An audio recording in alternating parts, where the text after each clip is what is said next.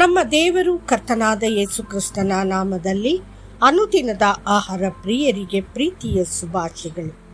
2024 October ತಿಂಗಳ 3ನೇ ತಾರೀಕಿನ ಗುರುವಾರದ ದೇವರ ವಾಕ್ಯವು, ಬಹಳಷ್ಟು ಮಂದಿಯ ಅಜ್ಞಾತ ಪತ್ನಿ ಲೋಟನ ಹೆಂಡತಿಯನ್ನು ನೆನಪಿಗೆ ತಂದುಕೊಳ್ಳಿರಿ. ಲೂಕ 17:32. ಲೋಟನ ಹೆಂಡತಿಯ ಹೆಸರನ್ನು ಸತ್ಯವೇದ ಗ್ರಂಥದಲ್ಲಿ ಉಲ್ಲೇಖಿಸಲಾಗಿಲ್ಲ. ಲೋಟ ಅವಳನ್ನು ಯಾವಾಗ ಮದುವೆಯಾದನು ಎಂಬುದರ ಕುರಿತು ನಮಗೆ ಯಾವುದೇ ಮಾಹಿತಿ ಇಲ್ಲ.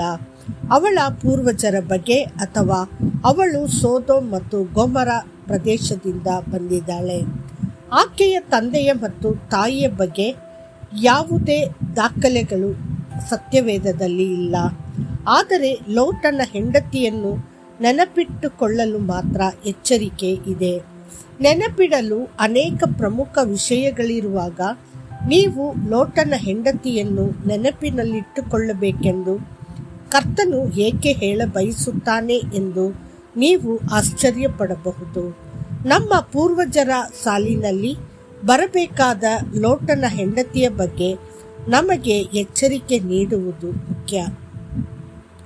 ಇಲ್ಲಿಯವರೆಗೆ ಅವಳು ಉಪ್ಪಿನ ಸ್ತಂಭವಾಗಿ ಮತ್ತು ಸ್ಮಾರಕವಾಗಿ ನಿಂತಿದ್ದಾಳೆ. ಆದರೆ ಆಕೆಯ ಪತಿ ಮತ್ತು ಮೊಮ್ಮಕ್ಕಳ ಹೆಸರುಗಳನ್ನು ಉಲ್ಲೇಖಿಸಿದಾಗಲೂ ಸತ್ಯವೇದದಲ್ಲಿ ಅವಳ ಹೆಸರನ್ನು ಏಕೆ ಉಲ್ಲೇಖಿಸಲಾಗಿಲ್ಲ? ಲೋಟನ ಹೆಂಡತಿಯ ಕುರಿತಾದ ಎಚ್ಚರಿಕೆಯು ನಮ್ಮ ಕಿವಿಯಲ್ಲಿ ರಿಂಗಣಿಸುತ್ತಲೇ ಇರಲಿ. ಅವಳು ನೀತಿವಂತನಾದ ಲೋಟನ ಹೆಂಡತಿ ಎಂದು ಕರೆಯಲ್ಪಡುವ ಸವಲತ್ತು ಹೊಂದಿದ್ದಳು. 2 ಪೇತ್ರನು 2:8. ಅವಳು ದೇವರ ಮತ್ತು ದೇವದೂತರುಗಳಿಗೂ ಅತಿಥಿ ಸತ್ಕಾರ ಮಾಡುತ್ತಿದ್ದಳು.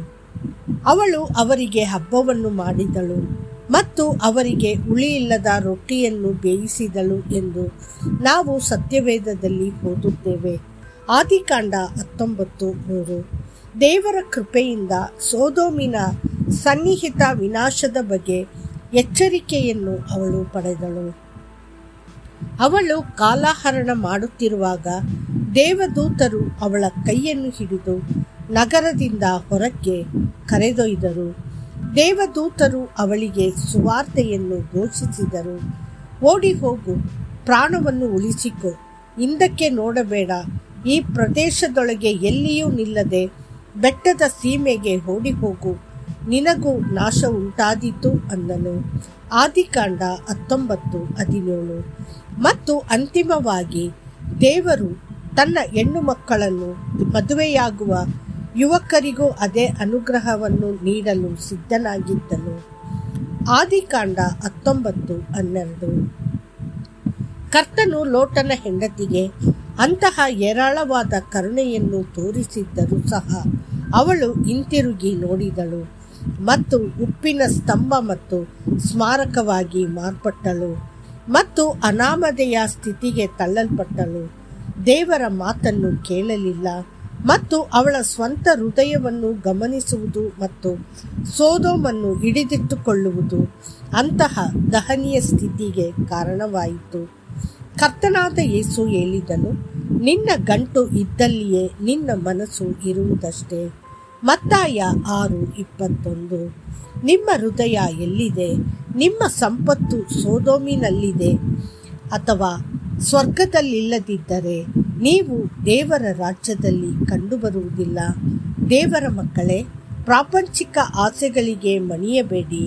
ಇದು ನಿಮ್ಮನ್ನು ಹಿಮ್ಮೆಟ್ಟಿಸಲು ಮಾತ್ರ ಕಾರಣವಾಗುತ್ತದೆ ಎಂದು ತಿಳಿಯಿರಿ. ಲೋಟನ ಹೆಂಡತಿಯ ಸಂಪತ್ತಿನ ಕಣ್ಣುಗಳು ನಿಮ್ಮ ಬಳಿ ಇಲ್ಲದಂತೆ ಎಚ್ಚರ ವಹಿಸಿ ಮತ್ತು ನಿಮ್ಮನ್ನು ಕಾಪಾಡಿಕೊಳ್ಳಿ. ನೆನಪಿಡಿ, ಯೇಸು ಅವನಿಗೆ, ಯಾವನಾದರೂ ನೇಗಿಲಿನ ಮೇಲೆ ತನ್ನ ಕೈಯನ್ನು ಹಾಕಿ ಹಿಂದಕ್ಕೆ ನೋಡಿದರೆ ಅವನು ದೇವರ ರಾಜ್ಯಕ್ಕೆ ತಕ್ಕವನಲ್ಲವೆಂದು ಹೇಳಿದನು. ಲೂಕ 9:62. ಕರ್ತನು ನಿಮ್ಮನ್ನು ಆಶೀರ್ವದಿಸಲಿ. ಆಮೇನ್.